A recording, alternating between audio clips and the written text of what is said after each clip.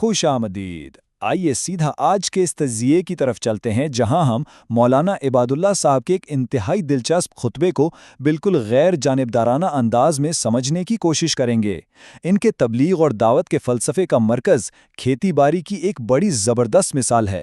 آئیے دیکھتے ہیں کہ انہوں نے اس گہرے موضوع کو کتنے آسان اور واضح انداز میں پیش کیا ہے۔ تو جلدی سے دیکھ لیتے ہیں کہ آج کن اہم نکات پر بات ہوگی۔ پہلا ہے روحانی زمین کی تیاری، پھر دیکھیں گے قرآن پاک کا اصل مرکز، اس کے بعد دعوت کا فرض، تبلیغ میں شفقت، نیتیں اور دنیا کی رکاوٹیں، اور آخر میں ایک مکمل معاشرتی تصور۔ شروعات کرتے ہیں پہلے حصے سے، یعنی روحانی زمین کی تیاری۔ خطبے میں سب سے بنیادی خیال یہ پیش کیا گیا ہے کہ احکامات اور رولز سکھانے سے پہلے سچا ایمان دلوں میں بٹھانا لازمی ہے۔ اس بات کو واضح کرنے کے لیے ایک نئے پیدا ہونے والے بچے کی مثال دی گئی ہے۔ اللہ اکبر، یعنی اللہ سب سے بڑا ہے۔ یہ وہ پہلی آواز ہے جو کسی بھی بچے کے کان میں دی جاتی ہے۔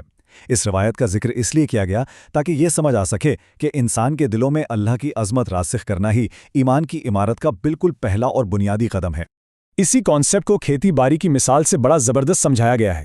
جیسے کسان بیج بونے سے پہلے سخت زمین کو ہل چلا کر نرم کرتا ہے، بالکل ویسے ہی معاشرے کے دلوں کو پہلے ایمان کی مٹھاس سے نرم کرنا ضروری ہے۔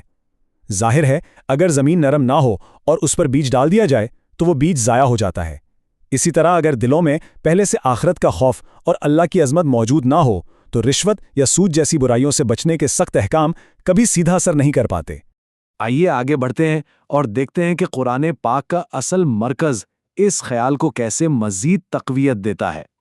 اگر اس نمبر پر غور کیا جائے، 6000 سے زیادہ، خطبے کے مطابق قرآن پاک کی 6000 سے زائد آیات مکمل طور پر دلوں کو نرم کرنے، ایمان کو پختہ کرنے اور آخرت کے تصور کو واضح کرنے کے لیے مخصوص ہیں۔ یہ کوئی چھوٹی بات نہیں ہے۔ اور اس کے بالکل برعکس اگر دیکھا جائے تو تقریباً صرف 500 آیات ایسی ہیں جن میں واضح قوانین یا لاز کا ذکر ملتا ہے۔ یہ اعداد و شمار اس بنیادی دلیل کو بہت مضبوطی سے ثابت کرتے ہیں کہ دلوں اور ایمان کی تیاری کا عملی اور قانونی احکامات سے کئی زیادہ بڑا اور اہم ہے۔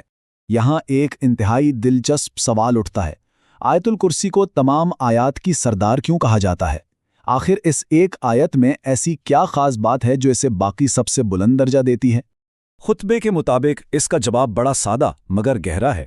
آیت الکرسی کو سردار اس لیے کہا گیا کیونکہ یہ مکمل طور پر صرف اور صرف خالق کا تعارف کرواتی ہے۔ اس آیات میں جنت، جہنم یا کسی قانون کا کوئی ذکر نہیں ہے۔ اس فلسفے کے تحت جو عبارت صرف اللہ کی پہچان کروائے وہ درجے میں سب سے اعلیٰ اور افضل ہے۔ آپ چلتے ہیں دعوت کے فرض کی طرف۔ یہاں دعوت یعنی لوگوں کو دین کی طرف بلانے کے عمل کا موازنہ باقی مذہبی فرائض سے کیا گیا ہے۔ ایک طرف بنیادی عبادات ہیں جیسے نماز، زکوٰۃ اور حج، جن کے احکامات تو دیے گئے ہیں لیکن طریقے اور تفصیلات کو بنیادی طور پر مختصر رکھا گیا ہے۔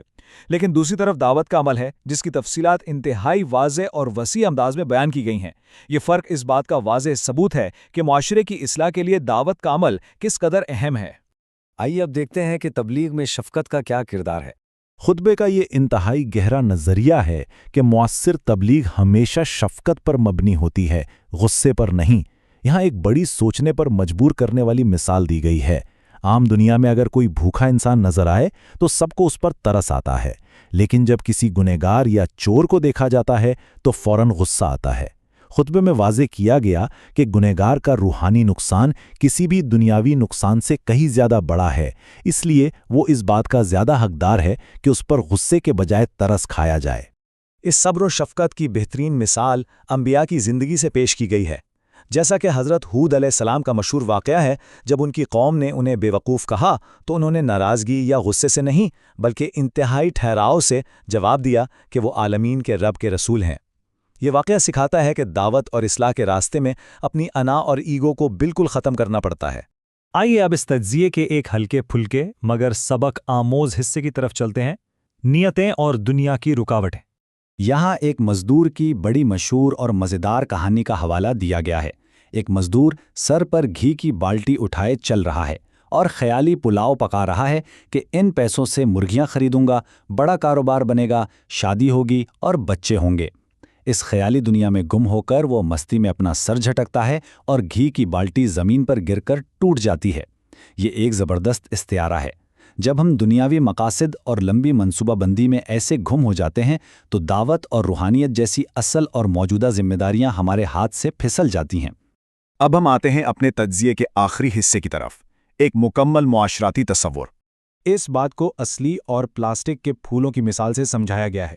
شہد کی مکھیاں کبھی پلاسٹک کے پھولوں پر نہیں بیٹھتی، چاہے وہ کتنے ہی خوبصورت کیوں نہ ہوں، کیونکہ ان میں رس نہیں ہوتا، وہ صرف اصلی پھولوں کی طرف کھینچی چلی آتی ہیں۔ بالکل اسی طرح صرف بیان کیا گیا دین لوگوں کو متاثر نہیں کر سکتا۔ جب تک بازاروں، عدالتوں اور روزمرہ کے معاملات میں ایمان اور اخلاق کو پریکٹیکلی زندہ نہیں کیا جاتا، تب تک لوگ اس پیغام کی طرف نہیں آئیں گے۔ تو اس سب کا نچوڑ کیا ہے؟ اگر مسجدیں نمازیوں سے خالی ہوں تو اس کا سیدھا نتیجہ یہ نکلتا ہے کہ جیلیں گنہگاروں سے بھر جاتی ہیں، 1000 کی جگہ 4000 لوگ قید ہوتے ہیں۔ لیکن اگر بنیادی ایمان پختہ ہو اور مسجدیں آباد ہوں تو جیلیں خود بخود خالی ہو جائیں گی۔ خطبے کا اصل مقصد ایک ایسی سوچ کو پروان چڑھانا ہے جہاں اخلاقیات، کاروبار، قانون اور نظام مکمل طور پر انہی ہمدردی اور ایمان کے اصولوں پر چل رہے ہوں۔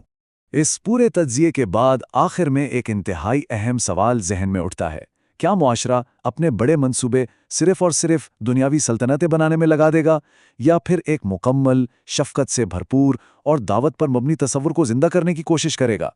یہ ایک ایسا واضح سوال ہے جو واقعی اس بات پر گہرائی سے سوچنے پر مجبور کر دیتا ہے کہ مستقبل کے لیے ہماری اصل ترجیح آخر کیا ہونی چاہیے۔